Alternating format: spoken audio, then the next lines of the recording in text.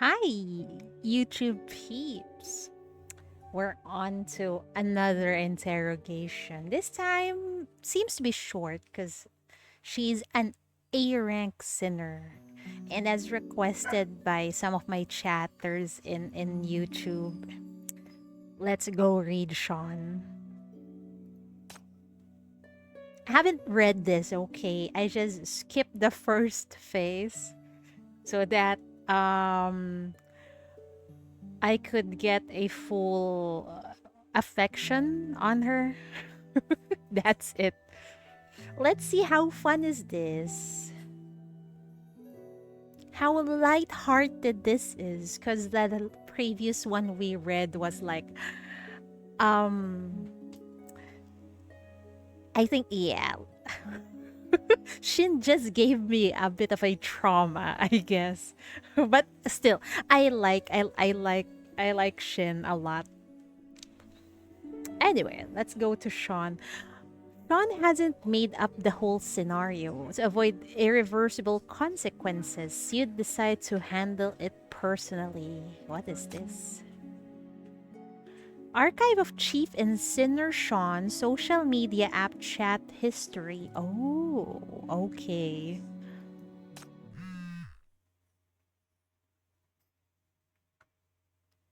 The social media app on the terminal sends a familiar notification sound. Hmm. Yeah, I think we know who that is. Hopeless romantic. How do you sound like Sean anyway? Darling, are you there? Who are you?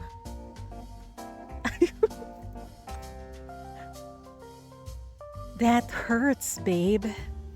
We were virtually inseparable online just a month ago. Have you forgotten me already? A month ago. You tried to recall. That was during the Grey Mare vote incident. Given the person's cheeky tone, you quickly come to the correct conclusion. Are you Sean? What do you want from me? Nothing in particular. I just wanted to touch base. Are you for real? Touch base. What base are we talking about here? The other person types quickly, sending a sentence every 2 seconds, but there's a slight pause here. As if she's guessed the expression on your face on the other end, another message pops up in the chat a while later. Hold on. Actually, I do have a serious matter to discuss with you, which is I love you. In fact, I did already confess to you when we first met, but unfortunately, our real date fell through, and now we've lost touch with each other. It took me a lot of effort to find your contact. Let's pick up where we left off. You and I. Delete friend. Wow, Chief is savage. Oh my god. She may type fast, but he pressed the delete and block buttons faster. This isn't the first time you've received such harassing messages, and this is the simplest and best way to deal with them. Responding only makes things worse. Right. As for the sinner, considering that she poses no immediate threat in addition to the recent heavy workload at the MBCC, you decide it's not unwise to put her case on hold and arrest her later once you have the time. Thinking this, you turn off the device screen and continue with your work. You're just done with a few documents with the when the notification buzzes again. There's more. There's more spam messages from Shawn. Public Security Bureau Special Agent 3 sent a friend request. Ah, this is probably her. Don't accept. Since when did the Public Security Bureau start contacting me through social media? Why don't they use their own messenger app? You wonder as your finger instinctively taps accept. Oh no, Chief. The next second, serial messages swamp the entire screen.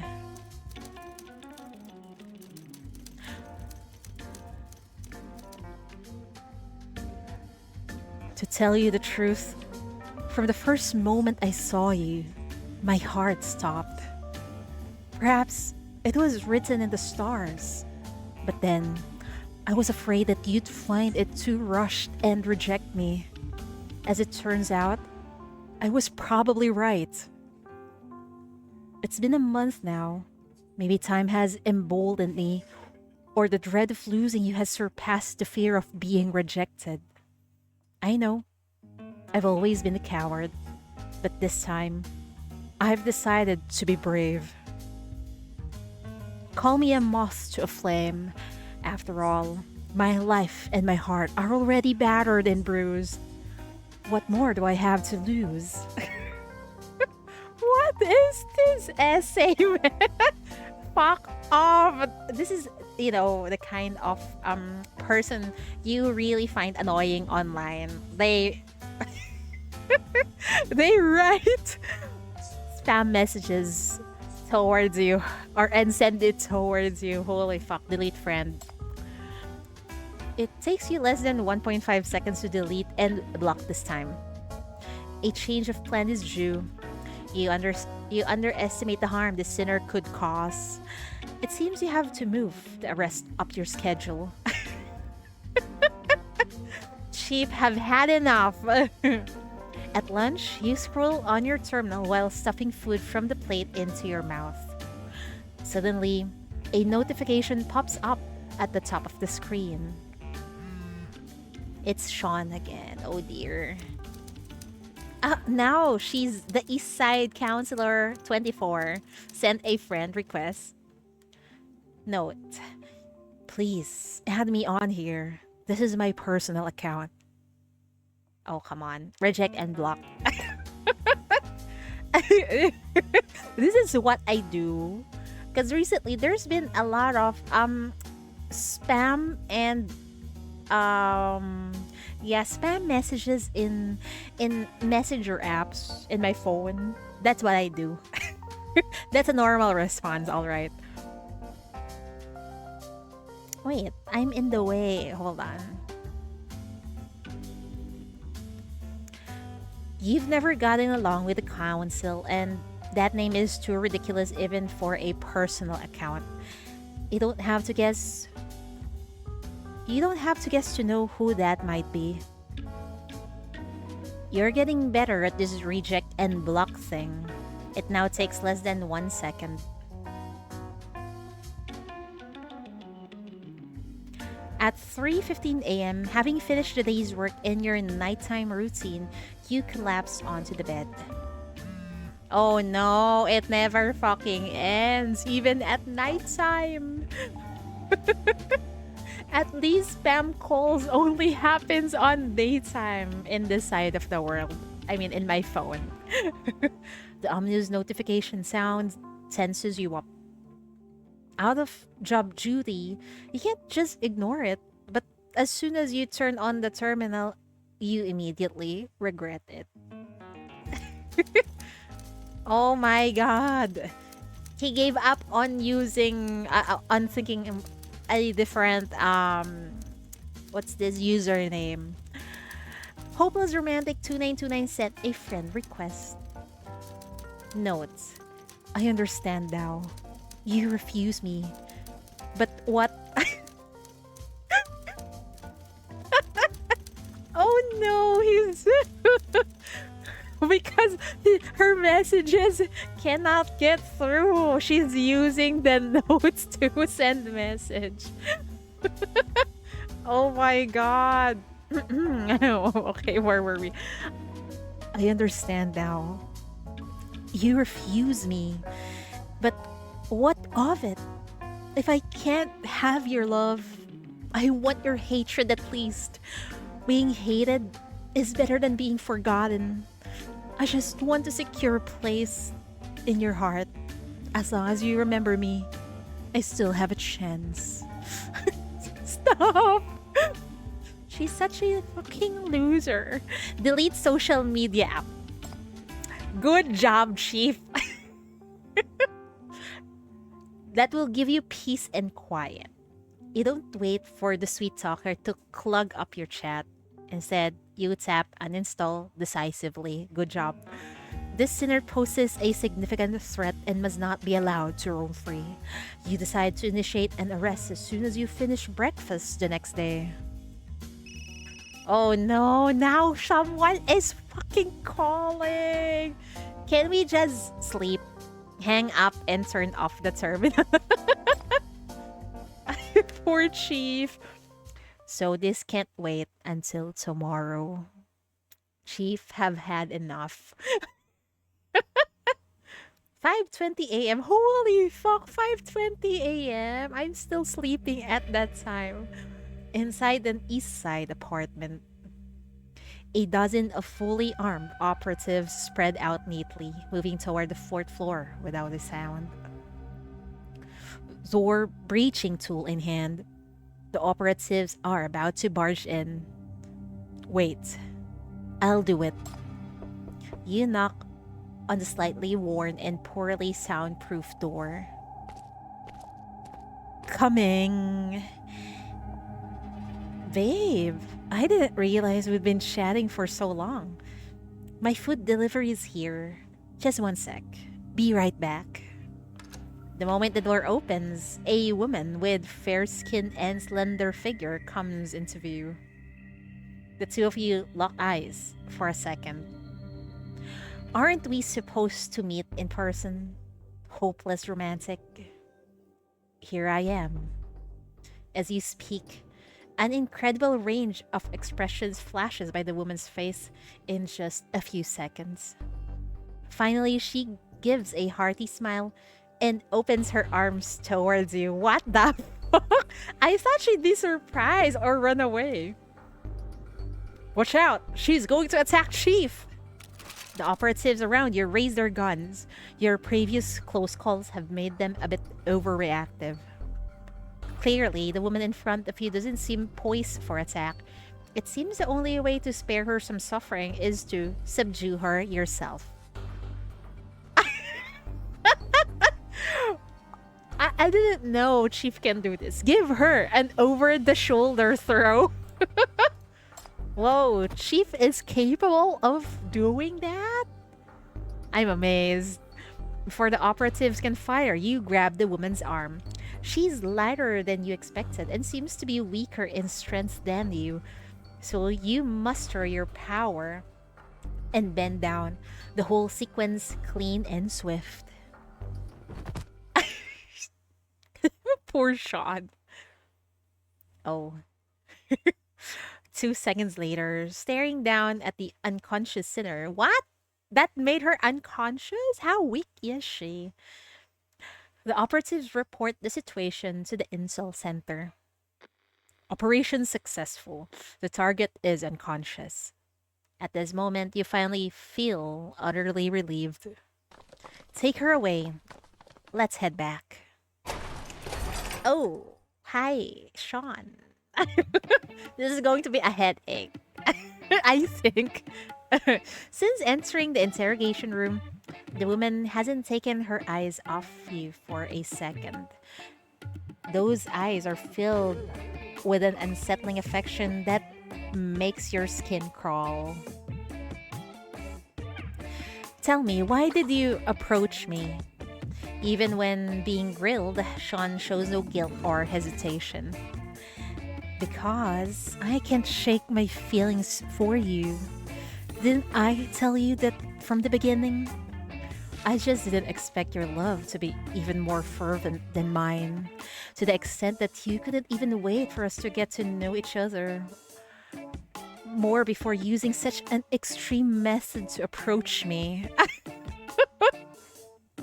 Such desperate measures and possessiveness that would surely be shunned by ordinary people. How could I not fall for you, darling? Fuck off! She's so cringe, man. Now, I'm only afraid I can't keep up with your pace. Let me know before your next flirtatious gesture so I can be better prepared, will you? Sweet talk is her comfort zone. Her words may sound candid, but none of them is true. I find her cringe, man. Interruption. Do you consider an arrest by the Bureau a form of flirtation? Of course. Everyone has their own love language.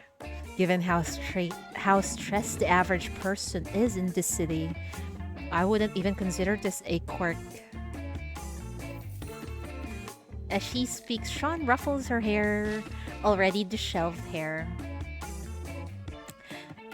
That was a nice throw, perfect in strength and form. Not only was I not hurt, but I was also cured of my stubborn insomnia. I could feel all your love and care in that one single throw. Thanks, babe. Don't flatter yourself. It was meant as a punishment. Punishment? A retaliation for your repeated harassment. Shawn bows slightly as if she has discovered a secret about you. So, this is the excuse you use in front of your subordinates, huh? You're quite self-conscious about your image, aren't you? Relax. You can punish me as much as you want from now on. I won't let it slip. Let this be our little secret. Shawn's voice is deep and magnetic, but her words give you chills. I still find her cringe. You've probably used this kind of sweet talk on many others too, right?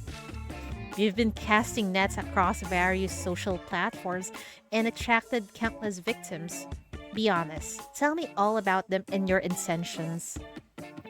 She's never tried to conceal her identity as a sinner since her capture, as if nothing else matters to her aside from her online relationships.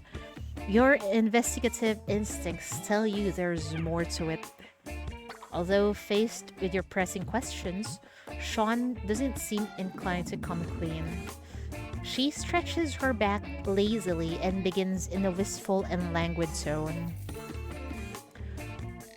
That will defy the purpose, darling. Wait, let me read that again. That will defy the purpose, darling. Online love affairs are fleeting encounters. What's the point of getting to the bottom of it, you know? Mystery is the source of romantic tension. I understand it's just your possessiveness acting up. I want to punch her. She's so delulu. I understand it's just your possessive acting up. You want to have all of hopeless romantic secrets to yourself. But sorry, it's not gonna happen. You're right. You're not my only romantic partner online. I belong to every lonely soul in the city. A bird destined to soar in the sky can't linger on the same branch forever. I seriously want to punch her. You're so full of yourself. So, the chief is not the only one who she keeps on pestering online. I see. She needs to be, she really needs to go to jail. She wraps her arms around herself dramatically, basking in her own self-induced emotions. Good fucking lord. Are you admitting to juggling multiple online relationships? How many romantic partners do you have exactly? I haven't actually counted, but probably around 100. What's the matter, Chief? Are you jealous? The mind blowing number rolls off her tongue as casually as if she were talking about what she had for dinner yesterday. If you let her babble on, this interrogation will never end. When you think of how over 100 ordinary citizens also face the same ordeal as you do, constantly harassed by this professional scammer, a sense of indignation burns within you. Please, Chief, avenge us. Avenge us from this scammer. Time to take a more drastic approach. You approach her with a stiff smile. Long-term use of electronic devices can lead to insomnia, which can cause severe mental distress. And a sinner's mental state is closely related to the stability of mania. For your health and safety, this bad habit must be regulated. Now that you're here at the MBCC, your well-being is my responsibility as chief. Hand over all your communication terminals. You have to stay off the internet for a while. Hearing your words, Shawn freezes for a moment. Uh, uh, oh, that won't be That won't be necessary. That over-the-shoulder throw has completely cured me. I no longer have trouble sleeping now. No, you need to touch grass, basically. Too much phone is bad for you. It's only the second day you've been here. How can you know for sure? Your condition must be monitored closely. We take the physical health of sinners very seriously here at the Bureau. Do you confiscate personal terminals for all sinners here? No, you're a special case. You give her a lukewarm smile. Feeling the change in the atmosphere in the interrogation room, Shawn finally realizes you're not joking. A drop of cold sweat trickles down her forehead. Can we not do this, babe? Just tell me what you want. I'll reserve 2 hours just for you every day. No, 3, 4. How about 8 hours? I'll report to you like it's my job. Can't you just give me a bit of space? Let me breathe some free air online? You don't really expect me to stick with you around the clock, do you? I love you, but I have my own life too. Besides, would you really be so cruel as to break 100 cute girls' hearts all at once? I would. Didn't you say I was too possessive? As one of the city's stressed citizens, it's normal to have a quirk or two. Confiscating your communication terminal is my quirk. Shawn looks at you in shock. She probably never expected you to use her own words against her. Realizing she is completely outmaneuvered, Shawn finally raises her hands in surrender. I surrender, darling. You've bested me. But about quitting the internet, maybe we should think twice? Shawn peeks at your face before going on to explain. We really shouldn't rush it. You know how much of an issue mental health is in this city. You don't think an outgoing, mentally healthy person would be fooled by a catfish like me, do you? Are you justifying your actions now? A few of those kids, well, they were already on the brink of a mental breakdown before we met. Not to toot my own horn, but I'm part of the reason why they haven't attempted to harm themselves. They may even consider me a pillar of support or a reason to keep living on. Well, there maybe she has a point here. What what will they do if I suddenly disappear? Your drastic approach seems to have worked. Shawn drops her previously flippant tone, and even her expression becomes more solemn. She sighs softly, a look of resignation on her face. Under your gaze, she taps on the social media app and pulls up a friend list named Darlings. This is Atia, the daughter of Wellmart's owner. She's a young, passionate, and generous lover. She thinks I'm a poor art student from East Side School of Arts. She's still sponsoring me and paying my rent. Apparently, it's the only thing that gives her a sense of purpose. She feels the most energetic when she sends me money. Um, well, that sounds like a scam, but if it saves lives, does it count as. I mean, does it make it right? Probably not. Definitely not. I mean, hmm.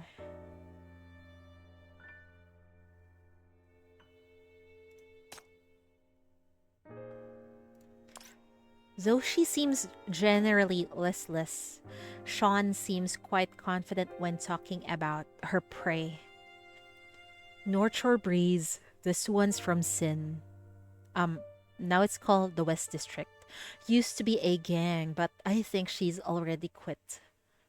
And this one, Ragdoll Kitty, she's just a shy, adorable girl with an angelic voice. Sean's fingers flies over the screen, then stops at another name. And then there's Ceci. This kid, well, her dad's a gambler and her mom's been bedridden for years.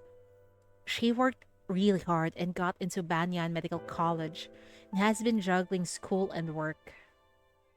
The past 2 years have been very hard for her. I've been through everything with her. We've talked about our dreams, poetry, and life beyond here and now. I used to tell her bedtime stories with my most charming voice, too. Those memories still warm my heart. Interruption. Just get to the point. The point. Her finger lingers over the name Slumber Under Cherry. This girl, the person she loved, died a few years ago. Her mental condition hasn't been good and she's been suicidal several times. I've almost used up all the sweet nothings I could think of just to persuade her against suicide. She wanted me to stay with her forever. Forever is a lie in itself, but I still promised her. As Shawn talks, you keep observing her. In her indifferent demeanor, you finally catch a glimpse of sincerity. Watching her finger linger over those names, you might have found a breakthrough in this conversation. She may not be lying. These people do need her and depend on her. And for their sake, Shawn can't easily cut herself off from them. But she also hasn't told the whole truth. They may need you, but what can you get from them? Me? Yes, you. What do you do? Why do you do these things? I've had my revenge on you for your harassment with that throw. Making you quit the internet is not really my quirk. Forcing you to cut ties with people is just a means of interrogation. I've never heard you talk about your true feelings like this before. Let me have a heart to heart, shall we? She's dazed for a moment, then quickly bows her head to avoid your probing gaze.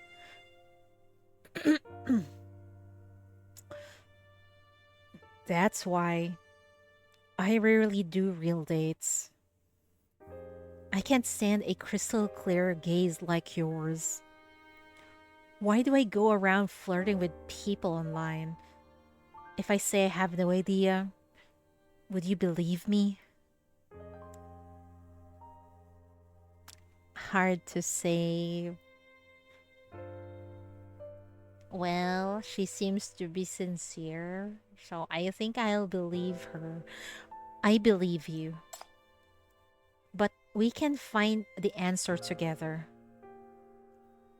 You point at the communication terminal in her hand, on which there's an endless list of names. Maybe you'll know the reason why you're addicted to talking with them under a mask when you take it off. Wait, let me read that again. Maybe you'll know the reason why you're addicted to talking with them under a mask when you take it off. In the end, you still want me to quit the internet. So, will you do it or not? You pretend to leave the choice to Shawn, watching her reaction. Uncharacteristically, she doesn't try to sweet talk herself out of this. Looking down at each of the IDs she's conversed with seriously. Promise me to just tell the truth to those who are more stable, so they can move on. But for the rest, I understand. We'll take a gentler approach with the special cases. We'll monitor them and ease them into the truth. So this day has finally come. In the end, love built on lies can't last. I knew it. I knew it. You're just jealous. You want me to watch my exes leave me, huh?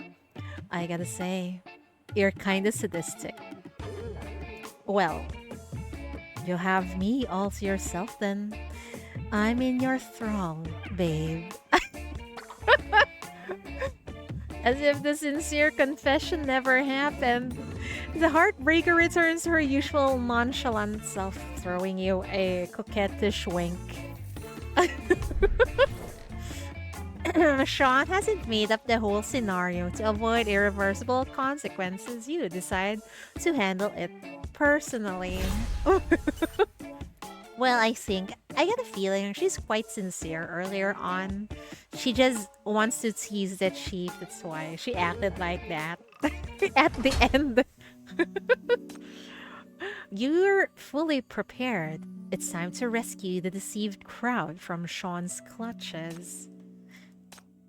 What do we have here? Shawn's contacts. A list of contacts from Shawn's social media apps. Okay. So we're really going to save those poor people that she sweet talked to. I see. Whenever you're ready, Chief. In the brightly lit room, 4 computers are set up in a row, each seated with an operator. The computers are equipped with software provided by Summer, capable of controlling the camera of the interlocutor's terminal to provide better tech support for this operation. Let's begin. At your command, they all begin their task at hand. Shawn also grabs a chair to sit next to the operators, reaching out directly to the interlocutors. What the fuck is an interlocutor?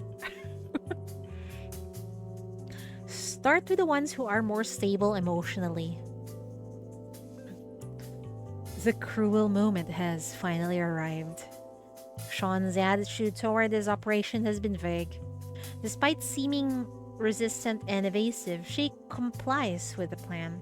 Perhaps, as she's claimed, she indeed wants to understand her own dependence on these online relationships. And you just happen to have given her the option to snap out of this numbness.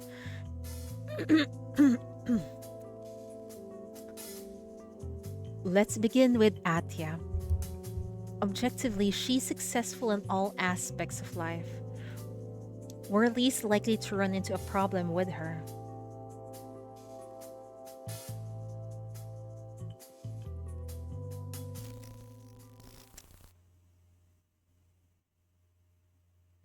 Interro software works perfectly. The camera is hacked, and a beautiful, fashionable East Side woman appears on the adjacent screen. I wish we could see her face. The hacked camera enables you to see her responses so that you can cope with any potential emergencies. Of course, she can't see what's happening here.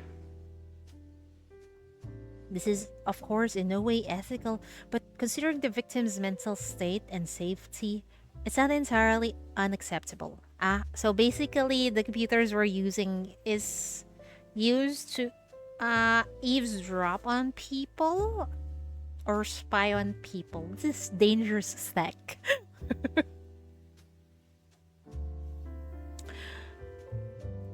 Oh, my dear Sergey, boo. You finally remembered to call me. Aren't you supposed to be working on some drafts these days, though? The woman says the stranger's name naturally. Atya fiddles with her recently styled hair, glancing at the screen absent mindedly. You've done some research beforehand. The East Side Tycoon's daughter is already 40 years old. Her impeccable appearance is proof of her wealth. Judging by the surroundings, she seems to be in a luxurious hair salon. Actually, there's something I want to tell you. Are you short on cash again? No, it's not about money. Oh, baby. You artists all have a big ego, don't you? You always sound awkward when it comes to money. I want you to concentrate on your art and worry about nothing else. Someone as talented as you shouldn't be troubled by this kind of thing. I have nothing else to give you other than money anyway. I'll make the transfer now, alright? I don't ask for much. Just think of me and chat with me whenever you're not busy making art. That will please me enough. How to find a sugar mommy like her? Shawn is so lucky. Shawn, are you sure you're gonna let go of this lady? Well, I guess for her mental health, we have no choice but to let her go. I really don't want your money. I have something else to tell you this time. Something else? What could it be? Shawn pauses for a moment, her tone low and melancholic. We've known each other for quite a while, right? Yeah, almost 2 years now. What was your first impression of me when we first met? Oh, but why? Didn't you find me boring? Always talking artsy nonsense? But you said your perspective on the world changed after a sudden family tragedy half a year ago. You also said you'd had a crush on me for so long and only then had the courage to tell me. Your reluctance came from your artist pride, but you woke up from it. That prideful shell would only pull you away from your true love. The truth is, you've been conned. I'm not the Sergey you know. After his dad went bankrupt, he didn't stay at East Side School of Art but ran away to Outland with him. I stole his social media account. You've been chatting with me for the past 6 months. Then who who are you? Just some catfish on the internet. Why are you telling me all this? You could have just. Because I've been caught. On the other side of the camera, Atya bows her head so he can't make out her expression. I'm sorry, Atya. I may have told you many lies. Even my identity is a lie. But know that I love you. This alone has never been a lie. Atya lifts her head, her hand covering her mouth, her eyes slightly moist. I don't care that you lied. Where are you? Who caught you? I have all the money in the world. I'll bail you out. Just wait, warned Shawn. Seeing things take an unexpected turn, you tap Shawn on the shoulder. She shudders and only remembers what she's doing now. She quickly switches her deeply affectionate tone to one more relaxed and teasing. No need for that. I'm doing pretty good now. Besides, what I meant was basically all of the other things I've said were lies. First of all, I'm not Sergey. I'm not even a man. And I don't love just you, but my over 100 lovers. That stands Atya, and her face visibly droops. I've enjoyed our time together, but I've come to say goodbye. As for the money I've conned out of you, I'll return the remainder to you later. Bye. Before Atya can say anything, Shawn hangs up the voice call first. That's it? Don't worry, I know her. That girl's tough inside. Sure enough, although the voice call has ended, the camera and microphone are still under your control. Atya stays still for a few seconds, then suddenly jumps up and starts cursing loudly. Keep the fucking money for your future coffin! Scumbag! You fucking liar! What a waste of time! What rotten luck for me! Go to hell! Miss Atya won't stop cursing at her terminal. I think she says that affectionately. Only when a tall, handsome young man walks into the hair salon and gently asks after her, her expression finally brightens.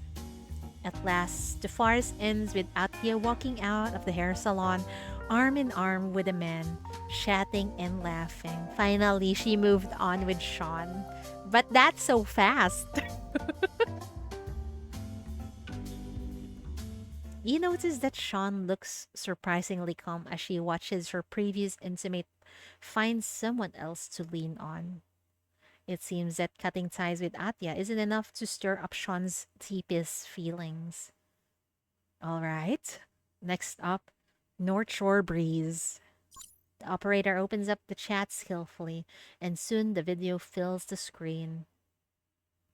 This is... Shawn stutters at what she sees, because the person on screen is not the West District gangster she's mentioned, but someone surprisingly young. I think the one who got conned in this is actually Shawn.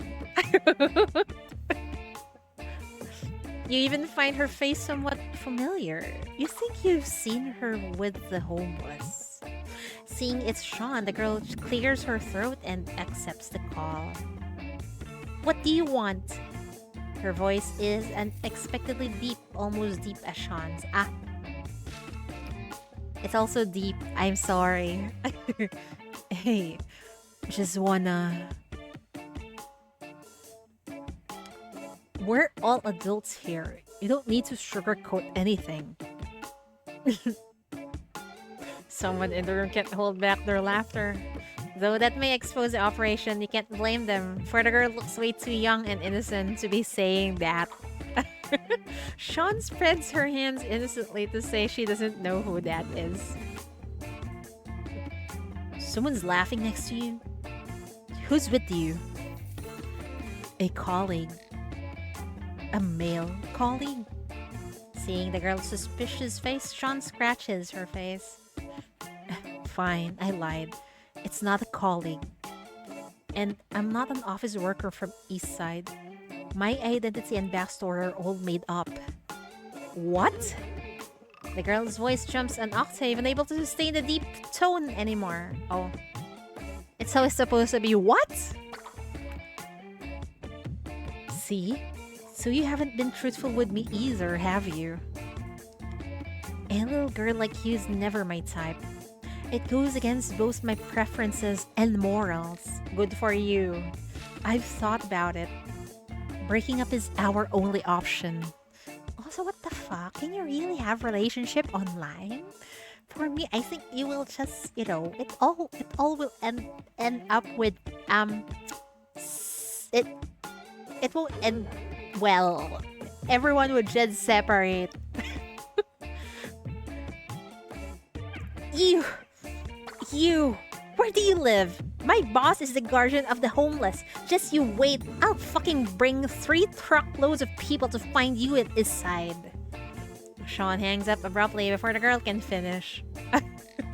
Nurture Breeze grows even more furious after Shawn hangs up on her.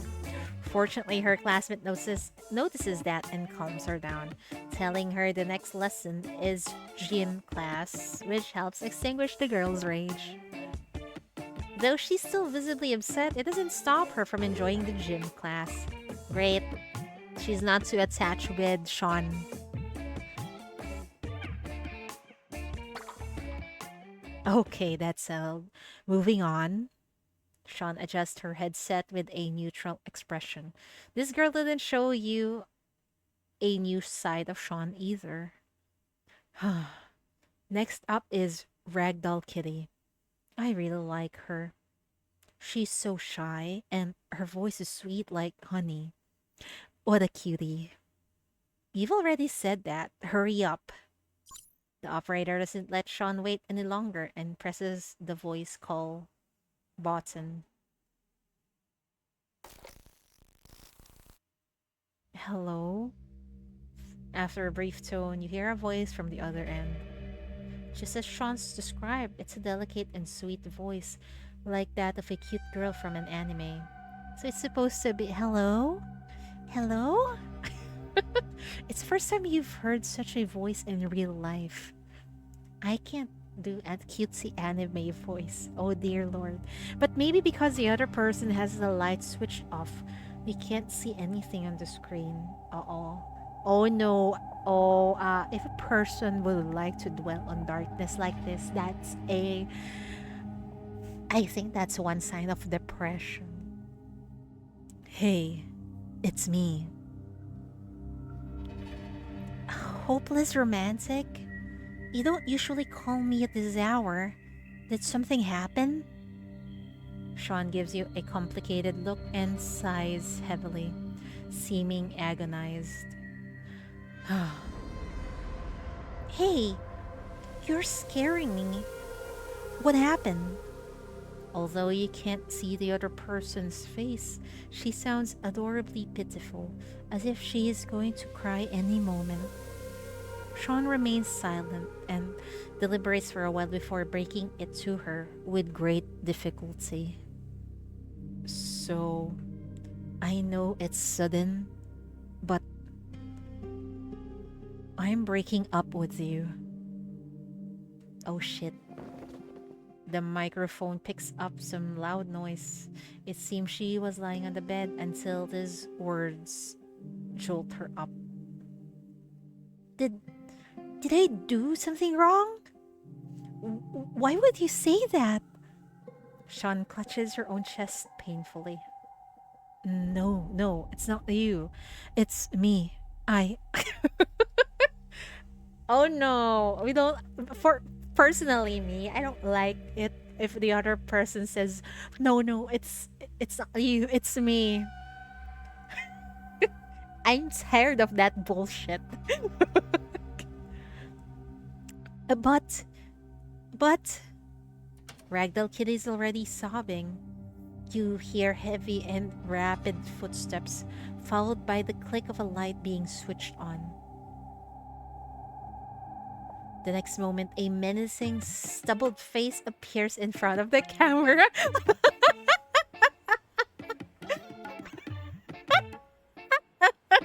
Oh my fucking god!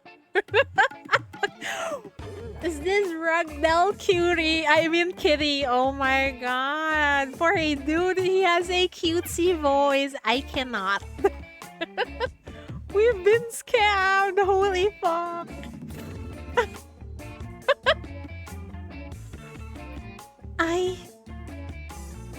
want to break up with you. The voice remains angelic, but paired with the shaking, bloated cheeks, the whole situation now seems grotesque and ridiculous. You look at Shawn. Stop it, cheating. Yeah, but this is ridiculous. Yeah. You look at Shawn, who's completely frozen, staring at the screen with wide eyes. The entire room falls into a deathly silence. I'm surprised not anyone, laughed. And for me, I couldn't stop laughing. Why aren't you talking anymore? Hopeless romantic? Ragdoll Kitty speaks first after what feels like an eternity. The way the soft voice coos seems to pull Shawn back to reality. She takes a deep breath. I'm very sorry. It's not you. It's me. I don't think we're compatible. So we must break up. Please don't contact me anymore. Thank you. Goodbye. That's fast. Without waiting for any response, Shawn presses the end call button with all her might. What the hell? The man tucks his double chin. His expression remains rather placid, only seeming slightly confused. No wonder that dude keeps he keeps the light close. He should keep the light close. Shawn clicks on Ragdoll Kitty's profile wordlessly and hits delete and block without a moment's hesitation. Serves you right! After that, she slumps powerlessly in her chair. She may be haunted by what she just saw for the rest of her life. Need a break? Oh my god. Stop, Chidori. Yeah, serves her right. Need a break? No, I'm good. Really. Never thought the internet playboy would get catfished too. Do you mind? Shawn sounds listless, but she still tries to sit up. Out with the old, in with the new. And no, I mean, it's better to rip off the band-aid quickly. Let's move on to the next one. Things go smoothly from then on. Most of her online lovers seem rather stable.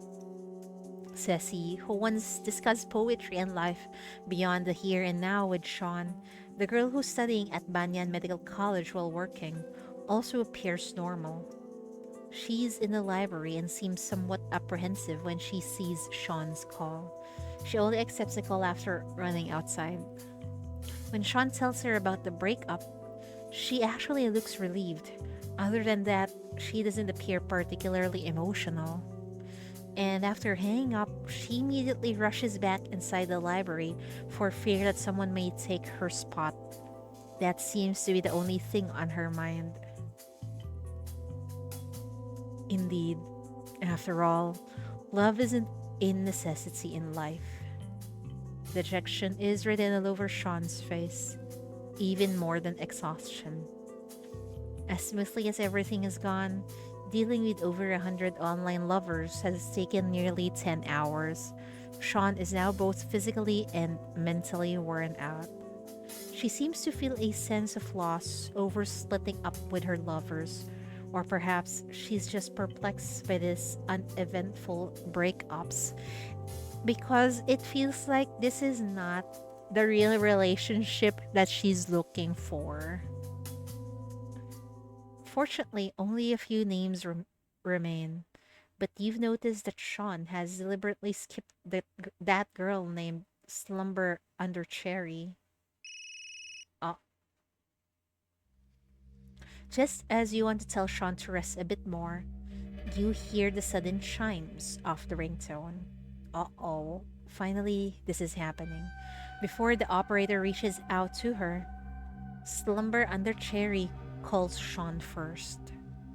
Look at Shawn. Shawn understands your meaning. She hesitates for a few seconds, then says, "Get it." As she presses the accept button, the camera also activates. What? Is that okay? Oh, my goodness gracious. She's cute. On the screen is a girl who seems a little gloomy.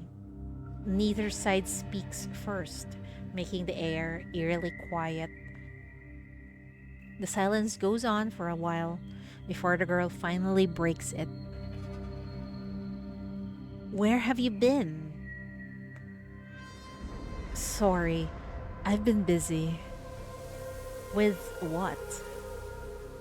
What's so important that you must hide it from me? Why haven't I heard from you?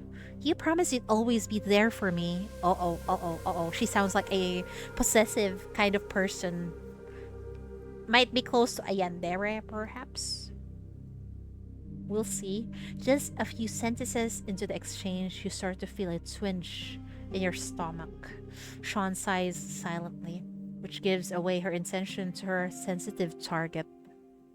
You're leaving me? Uh-oh.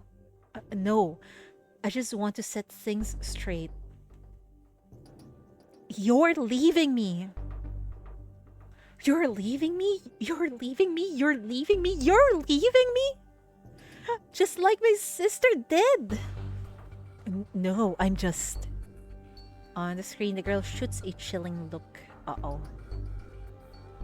She ain't cute anymore. So be it. What was that? Smiling, the girl hangs up, tosses the terminal aside, and walks away. Uh-oh.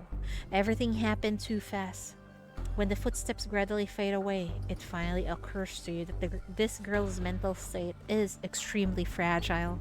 She may attempt something extreme. Oh my dear lord. Send people now, Chief. The operator quickly realized the severity of the situation as well and immediately begin locating slumber under Cherry.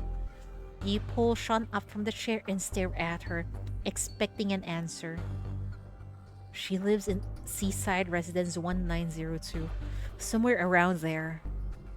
She seems to be that one special online intimate. The reason you can't untangle yourself from these virtual lies. You've figured out a pattern in Shawn's behavior after today's operation. When interacting with his online lovers, she always keeps a subtle boundary. It's not like her to know the other person's home address by heart. You're right. We used to talk about everything because she reminds me too much of my past self. In the long corridor, Shawn's voice is deep and hollow. Hating the world just because we've lost one person. We've been through the exact same thing. I hope to compensate her so she wouldn't fall into self-destruction like me or do anything stupid. Come to think of it, I've probably made it worse. Shawn's hand, which you're holding, suddenly clenches into a fist. She looks up at you, trying her best to smile naturally. All this talk won't change anything anyway. Help me find her. I'll make it right. I will save her. Oh god, I think they should... If it were me, I would let these people sort it out themselves. It seems like it's going to be messy from here on out. An unexpected situation catches everyone off guard. Despite that, you organize a response team immediately. Well, I just hope that girl won't attempt anything dangerous. Nearly all of the MBCC's operatives have been deployed, and the Eastside Public Security Bureau has also sent reinforcements. You've outlined a broad search area in Eastside, and the rescue is underway.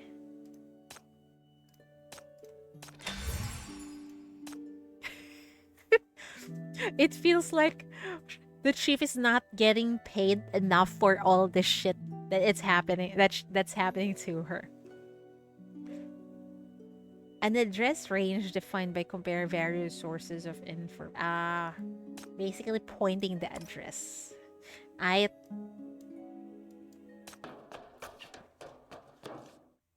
Why? Doesn't this damn place have an elevator? Shawn pants heavily as she climbs the stairs, her sedentary lifestyle finally taking its toll on her today. Who knows? Oh, wait, that's sheep. Who knows? This is the address given by the technical department from tracking slumber under Cherry's mobile signals. It's also the highest rooftop you can find near Seaside Residence 1902. Oh shit! Rooftop! Oh no! Oh my god. Moments later, you finally reach the end of the stairs. What the fuck? Path to sleeping. I thought at first that's BF. Path to sleeping, 8th floor, apparently. Okay. Under the neon lights of East Side, the girl stands on the edge of the rooftop, oh god, as if expecting you. She watches quietly as you open the door to the rooftop and walk toward her. Long time no see. Shawn raises her hand, flashing a signature smile. She doesn't look amused. The girl doesn't answer, but instead turns her head to look at the city beyond the rooftop. You move a few steps forward, surreptitiously. Noticing your movement, Shawn turns back nervously, meaning for you to let her handle it. Follow Shawn's advice. The shackles are useless in this situation. Without them, you're just a stranger with lower than average physical abilities. Approaching the vulnerable girl on the brink of a mental breakdown without a plan is indeed not a rational decision. Thinking this, you silently take a step back. Seeing that you've taken her word, Shawn breathes a sigh of relief and smiles as she turns back. You don't seem surprised. I'm the person who's been talking to you online. Hopeless romantic. I know. The girl finally responds but doesn't look in your direction.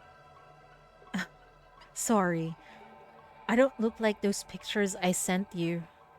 Shawn brushes the dust off her chest, trying to appear more presentable.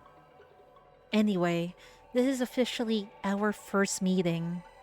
Don't you have anything to say? Never mind. If you can't think of anything, I'll start. What are you doing here alone? Isn't it obvious? I'm going to jump. Oh dear. Despite her horrific words, the girl never turns around, her tone eerily calm. Compared to that hysterical version of her a few hours ago, she seems like a completely different person. Shawn edges closer cautiously. Won't you turn around and look at me? Look closely. I look nothing like that imaginary figure who's there with you every day. I can't replace your sister. A despicable liar like me is going to get the punishment I deserve. I came to say goodbye. Isn't that a good thing? Don't do such a foolish thing for someone like me. It's not worth it. The old you would be celebrating with your friends now, right? Going shopping together, staying up all night watching anime, and lying around cursing the scum who wasted your youth. Hey, there's no need for all this. The girl turns around, her expression so cold it's almost terrifying. Like you said, that's the old me. Don't you remember? You've ruined her. What the fuck did you do, Shawn? The past should be made up of memories of love. That's why I don't have a past now. After all, the people I've loved are no longer here. I loved my sister, and she was gone without an explanation. I loved you, and you vanished, leaving behind not even a single message. Now, I only have hopeless romantic to lean on. I've been surviving on that little affection from the person you made up. But you, Shawn, what have you done? You said you'd leave me. You're going to take away that kind, patient, hopeless romantic who would treat a loser like me with care? You're going to rob me of that? Everyone I've loved ended up like this. How cheap can my love be? It always gets tossed away like trash. Tell me, why should I go on living? Give me a reason to leave, Shawn. Seeing the girl step closer to the dangerous edge, Shawn shouts to stop her. Here, I'll give you a reason. Just give me a second. Right. Love is indeed a wonderful thing. I'll admit that. But love certainly isn't all there is in life. There's still so much love worth living for, like the final episode of White Tuxedo Mask airing at midnight today. Are you sure you want to go without seeing how it ends? Besides anime, there are the pretty dresses in your closet, your chubby cat Lumi. Shawn speaks frantically, all the while inching closer toward the girl.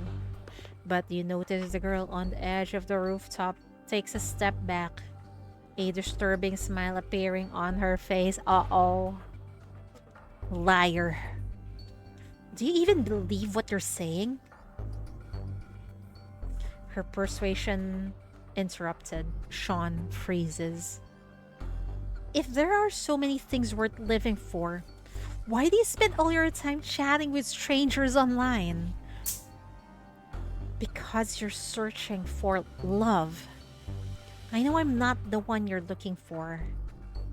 It's okay, as long as you are who I'm looking for. But you said you're leaving. You've been lying to yourself, yet you refuse to keep lying to me.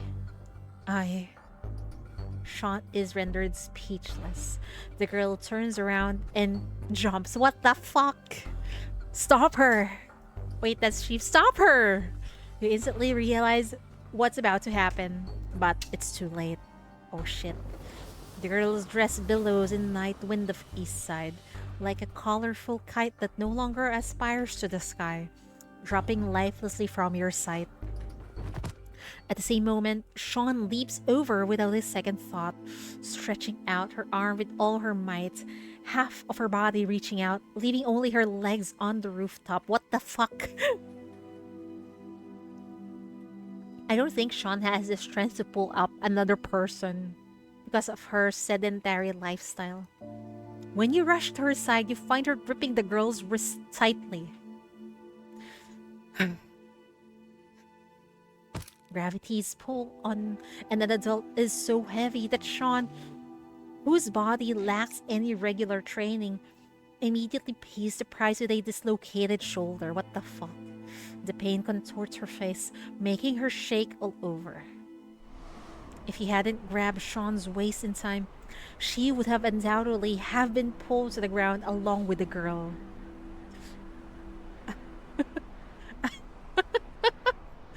You fucking idiot. The girl glares coolly at the person who's just saved her, but also cursed her. Even you can't exactly read Shawn's feelings now. You fucking idiot. She curses again. So, just because I'm leaving you, you must give up your life? She throws her head back with a loud laugh, completely ignoring the awkward position the three of you are in. She whips her head around.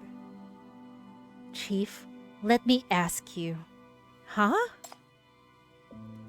What will you do if I tell you I love you? Reject immediately. And what if I persist? Block and delete. Block. And If I keep making new accounts to send you friend requests, keep blocking. But have I ever given up? No. For some reason, the questions and answers stir up your emotions too. Right. You guys are right. I'm addicted to the internet because I want to find love. I became the messed up person I am because I was framed by the person I trusted the most at the voice actor contest. It ruined my voice and my career. But even so, I just want to find back that love that betrayed me. If I get rejected, I'll keep trying. If that fails too, I'll find someone else to love. If one person's love isn't enough, then I'll have 10 or 100. The girl looks up confusedly at the increasingly unfamiliar, hopeless romantic. But Shawn is undeterred by her reaction, going on with her speech while tearing off her own affectionate facade. You know, being loved by so many is indeed a wonderful feeling. I, for one, am completely addicted to it. Right. You should try too. Forget about your sister and Shawn. What's one person's love when you can get it from 10 or 100 people? You're so pretty and have such a sweet voice.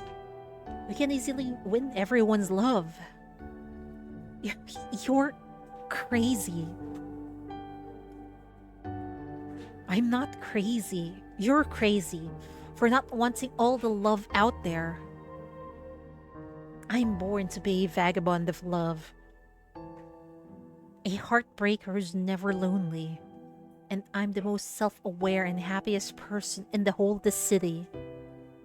As Shawn says this, her body strains to coordinate with your movements. You grab Shawn while planting your feet firmly on the edge of the rooftop, pulling both of you back inch by inch.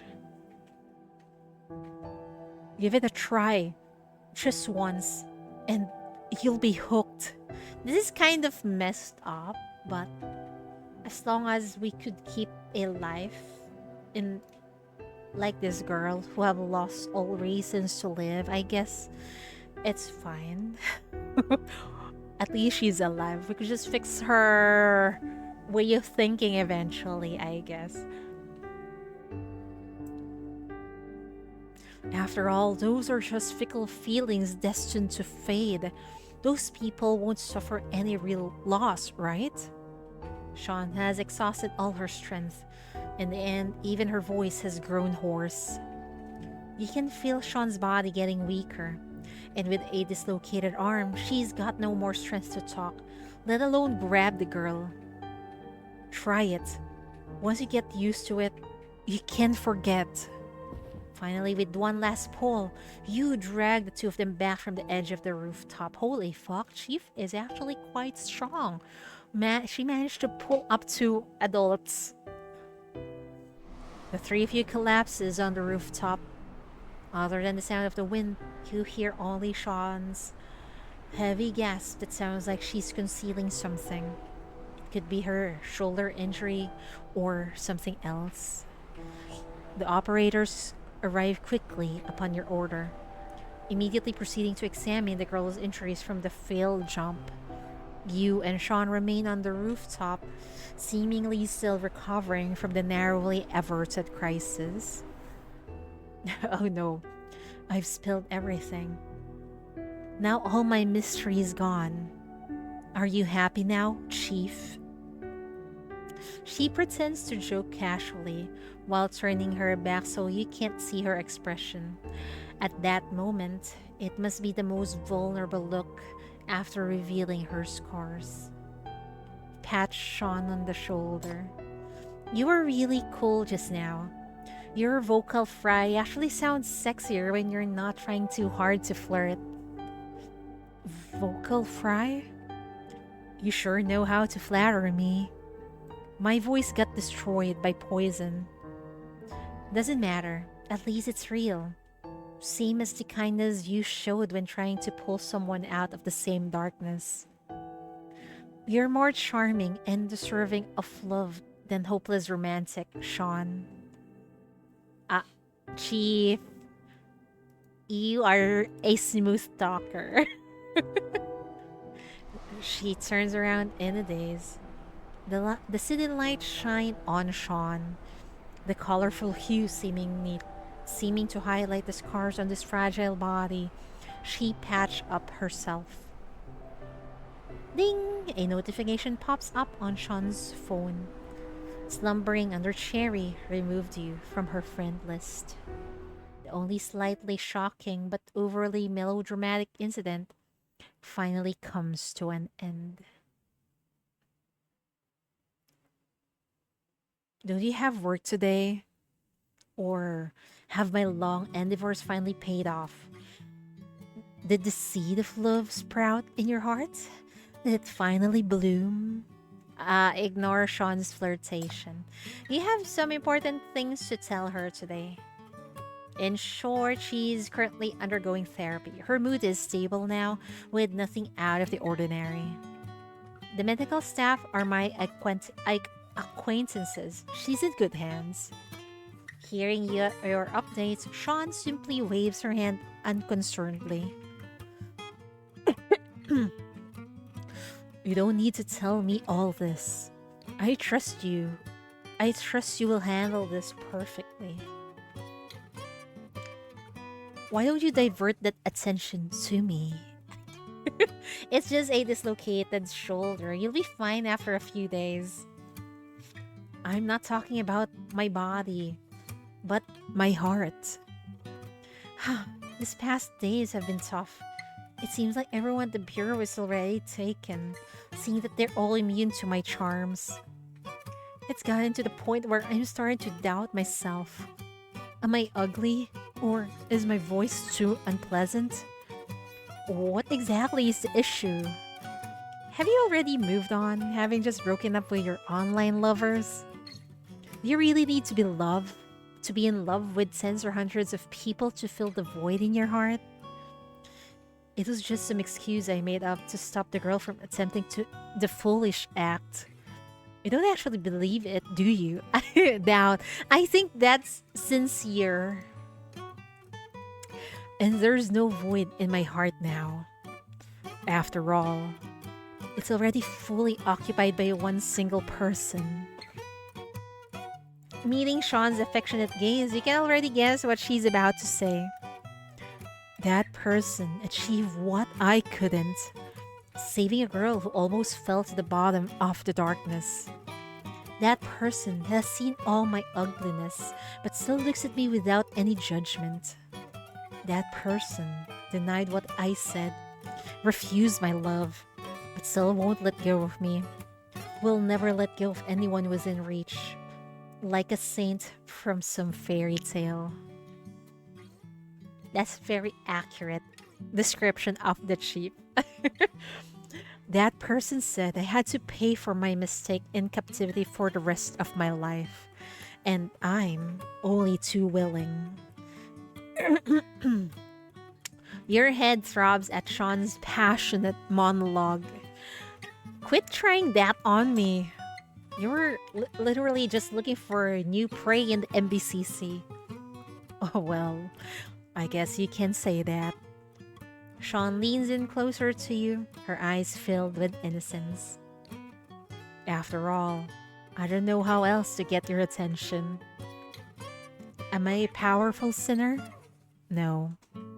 Do I have any special talent? None. I'm just an invisible nobody here. Why would you pay special attention to me? I've tried all the methods I know, but it seems none of them work on you. What's your type? Tell me. I can learn to change. I know I'm a liar, a worthless scum. Maybe everything about me is fake, but my love is the only real thing. I'm willing to change for you, to atone for my crimes in captivity for the rest of my life. Just as you wish. I'm willing to do all that. I just hope all these humble efforts can earn me a chance. Give me a chance to be the person you desire, will you? You're completely unprepared for Shawn's heartfelt speech.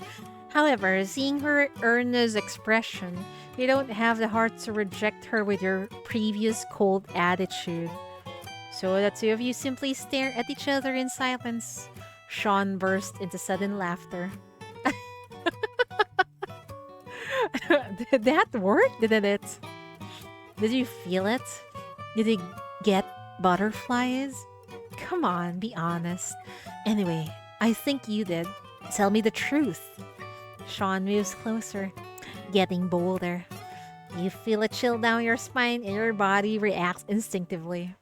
Give her an over the shoulder throw again. A clean and swift throw puts a perfect end to this imperfect story about love. Shawn is such an adorable loser. With the incident concluded, Shawn can no longer harm others, so there will be no more new victims. But at least she has found another reason to love in the MBCC, which is Chief. But for Chief, she needs to throw Shawn over her shoulders every time she flirts with her. That's freaking adorable. Wait, let me read through Shawn's files. Fairy Pog. Oh, she's tall, 173 centimeters. She's taller than me. The subject, a local East Sider, was once a moderately famous voice actor and participated in related auditions and entertainment shows. Following a scandal about her harassment of her colleague, she's disappeared from public view, but continues running her frauds on the internet, posing a significant threat to society. Detention is recommended. Since her detention by the NBCC, the subject's personal device and social media accounts have been confiscated, and her internet access is strictly limited. Under Chief's supervision, she has come clean with the victims of her online dating frauds. So far, there have not been new victims. Well, that's great to hear. No more new victims. But somehow I feel bad for her because the reason she became like this is because she got betrayed by a colleague, if I remember correctly, and that ruined her career. It feels like she cannot find love anymore. That's why she keeps on finding these online people to flirt with. By transmitting sound waves through the devices, she can seize affection from specific individuals, leaving them in severe despair and depression. What? And even rendering them completely dysfunctional in extreme cases. The subject will absorb the extracted affection and receive a boost to her mood and power. Oh, after being, as she claims, betrayed by someone she loved, the subject attempted revenge only to be ridiculed and cursed. Upon realizing the love had always been one-sided, her special power awakened. Oh, poor her. She's really a fucking loser, even in love. But I'm not sure if she can find love with Chief because Chief is already taken by other sinners also. I guess everyone can share. Everyone can share Chief, right? The subject shows only mild signs of corruption and no physical abnormalities. However, having stayed mostly at home and devoted almost all of her energy to cultivating her online relationships, her mental state is poor and requires monitoring.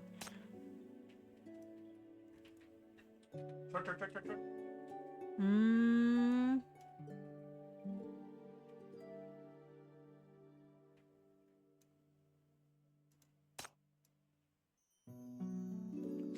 The subject maintains dozens of social media accounts and over 100 online romantic relationships.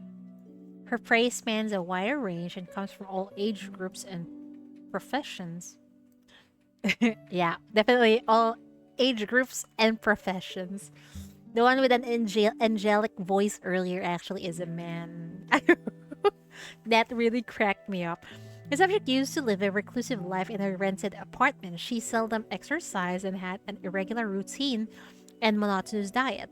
This has resulted in her pale complexion, physical weakness, malnourishment, and liver and kidney issues. What the fuck? She has liver and kidney issues, man. How much of a loser is she? She doesn't have any she has a weak physique. She's not even that powerful. She's a loser in love. Oh, suddenly I feel bad for her. Subject frequently shows an unusual interest in the Bureau's staff and sitters. She's repeatedly attempted to chat them up and ask for their contact information, but all in vain. Recently, the subject's interest has noticeably shifted to Chief.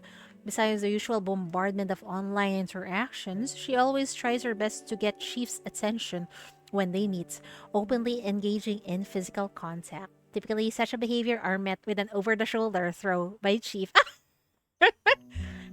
You do not touch Chief carelessly. It's funny. If it's Shawn, Chief has a reaction of throwing her over the shoulder. But if it's other sinners that's touching the Chief's face or any body parts, it's fine. I feel sorry for Shawn. I guess she's one of those girl losers, which is fine. She has a lot of appeal then. Wait, let's listen to her voice real quick before I go. Anyway, that's a very entertaining interrogation. It really cracked me up, man. Is this how people usually feel on their first date with someone they met online? Oh, I get so nervous around you that I can't even control my voice.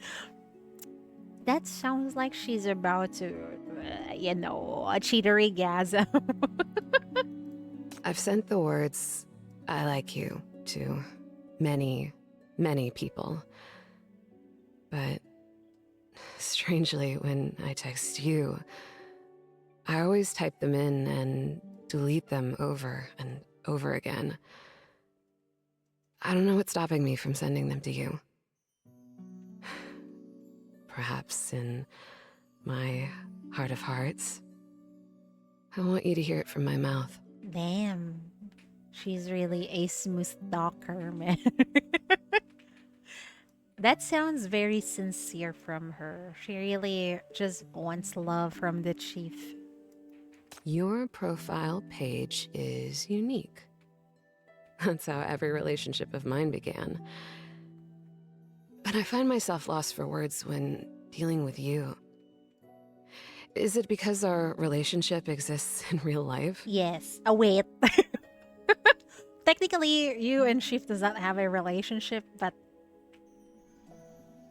you're kind of friend zone in real life, yes. Yeah, that's a difference with online relationships and um real life ones. Eating, walking, sleeping, working. These daily tasks pain me. Nothing brings me joy except the fleeting moments of love. They're what keep me going each day. Damn, what is her libram again? Is she love? Or I think she's sloth. The thing is, my voice used to be different. Oh. Back then, I dreamed of being a top voice actor, capable of portraying all sorts of characters, hoping my fans would feel proud when they mentioned my name. In a way, I guess my dreams have come true. But this voice that my followers adore, I don't like it at all. Man, you know what? I got feeling that her confidence has been crushed over and over again. because of so many rejections, but she still persists. Salute, salute to Shawn, man. Poor her. And I like her voice like this, the way it's so husky. I really find it sexy. She needs more confidence in herself, man. Anyway, that's it for today. Oh, she's fraud. I thought she's love because she keeps on uttering about love. And then I thought she's sloth because she's quite lazy, right? But apparently she's fraud. Oh my god. Well, I guess yeah, it fits her because she has um scammed people online. Anyway, that's it for that's it with me, folks. I hope you enjoyed it. It might be short, but that is so freaking fun. If you guys want me to read any interrogations, just leave it in the comment. I'll work on it eventually. Probably next one is someone said Cinnabar is a good has a good interrogation. Maybe that will be the next one. Also, don't forget to like and subscribe if you managed to reach the end of the video. That's it for me, folks. See you all next time. Bye bye.